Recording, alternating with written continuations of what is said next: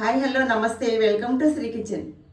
ఈరోజు ఈ వీడియోలో అమ్మవారి ఆశీస్సులు మనందరి మీద ఉండాలని కోరుకుంటూ స్వచ్ఛమైన ఆవు పాలతో అమ్మవారికి ఎంతో ప్రీతికరమైన బియ్యం పరవాన్నం చేసి చూపిస్తున్నాను. బియ్యం పరవాన్నం తయారు చేయడానికి ముందుగా 150 గ్రామ్స్ వరకు ఉండొచ్చండి. ఈ గ్లాసులో బియ్యం తీసుకుని శుభ్రంగా కడిగే 2 సార్లు శుభ్రంగా బియ్యం కడిగే నీళ్లు వంచేసి బియ్యం పక్కన పెడుతున్నాను. స్టవ్ ఆన్ చేసి గిన్నె పెట్టుకుని ఇవి స్వచ్ఛమైన ఆవు పాలండి. ఇవి స్వచ్ఛమైన ఆవు పాలు గిన్నెలో పోస్తున్నాను. స్టవ్ లో ఫ్లేమ్లో ఉందండి. పాలు కాగుతున్నాయి. పాలు పొంగుతున్నాయి. ఇప్పుడు ముందుగా కడిగి పెట్టుకున్నాం కదా, బియ్యం వేసేస్తున్నాను. పాలల్లో కొంచెం వాటర్తో పాటు బియ్యం వేసేసాను. ఒక్కసారి అడుగు పట్టకుండా బియ్యం కలిపేసుకోవాలి.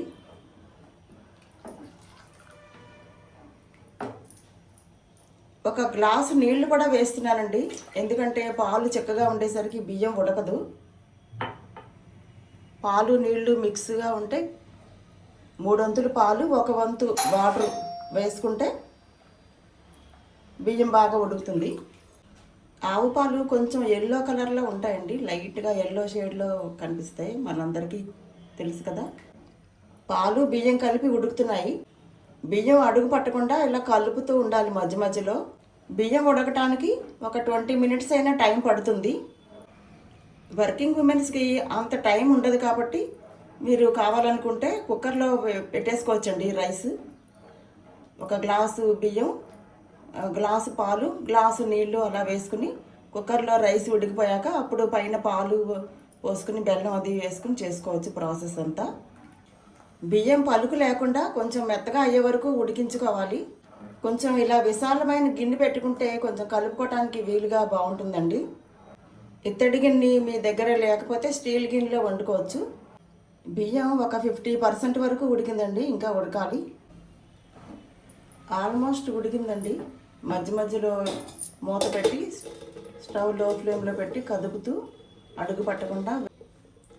ఇప్పుడు 10 నిమిషాల తర్వాత మూత తీసి మరొకసారి కదుపుతున్నాను.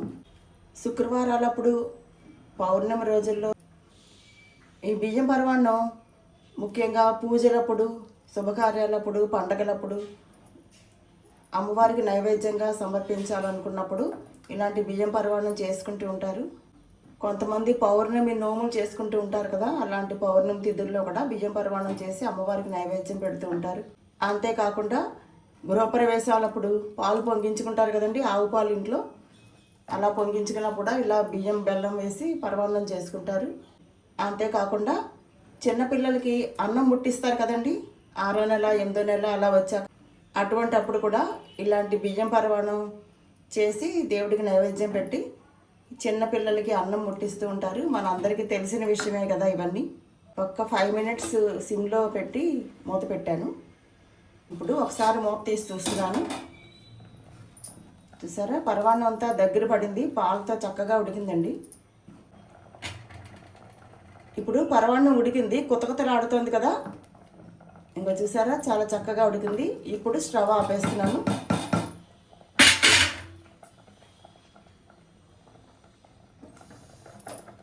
స్టవ్ ఆపేసానండి.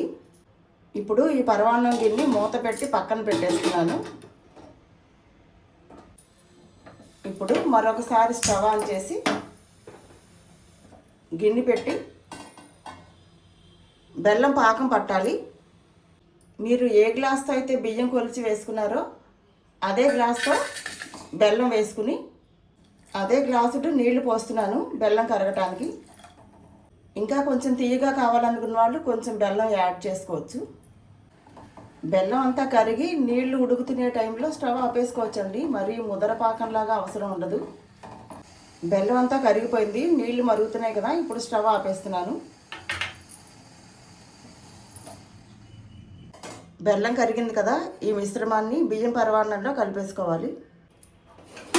ఇప్పుడు ఈ బెల్లం పాకాన్ని కొంచెం ఇలా వడ వేసుకోవటం వల్ల బెల్లంలో తుక్కు ఏదైనా ఉంటే పోతుంది. ఇప్పుడు ఈ మిశ్రమాన్ని అంతా ఒకసారి కలిపేసుకుని మరొకసారి స్టవ్ ఆన్ చేస్తున్నాను. ఇలా బియ్యం పరమాన్నం బెల్లం పాకంతో ఒక 2-3 మినిట్స్ ఉడికిందనుకోండి, బెల్లం తీపి అంతా కూడా ఇలా పరమాన్నానికి పట్టుకుని టేస్ట్ బాగుంటుంది. అడుగంటుకోకుండా కదుపుతూ ఉండాలండి. మీకు ఇంకొంచెం తీయగా కావాలి అనుకుంటే పంచదార వేసుకోవచ్చు. ఇప్పుడు బియ్యం పరమాన్నం ఉడికిపోయింది. స్టవ్ ఆపేస్తున్నాను. ఒక 1/2 స్పూన్ యాలక్కాయల పౌడర్ వేస్తున్నాను. చిటికెడు పసుపు. ఇది పచ్చకర్పూరం అండి, చాలా కొంచెం వేసుకోవాలి, ఎక్కువ వేస్తే వగరు వస్తుంది. ఇలా నలిపేసి పచ్చకర్పూరం పరమాన్నంలో వేసుకోవాలి. ఇలా వేయటం వల్ల టెంపుల్లో చేసే పరమాన్నం టేస్ట్ వస్తుంది. అలాగే ఒక 2 స్పూన్స్ పంచదార కూడా యాడ్ చేస్తున్నాను. అలా పంచదార కూడా వేయటం వల్ల టేస్ట్ బాగుంటుంది. మరొకసారి ప్యాన్ పెట్టి స్టవ్ ఆన్ చేసి నెయ్యి వేసి జీడిపప్పు కిస్మిస్ అవి వేయటానికి నెయ్యి వేసి, నెయ్యి వేడెక్కింది. కొంచెం జీడిపప్పు కిస్మిస్ బాదం పలుకులు నేతిలో వేయించి, మీరు కావాలనుకుంటే మరికొన్ని డ్రై ఫ్రూట్స్ వేసుకోవచ్చు.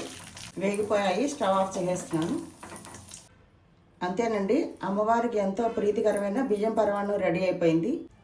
ఒక్కసారి ఇవన్నీ కలిపేసుకుని కొంచెం వేడి చల్లారాక దేవుడికి నైవేద్యం పెట్టుకోవచ్చు. కొంచెం వేడి చల్లారితే పరమాన్నం దగ్గర పడిపోతుంది.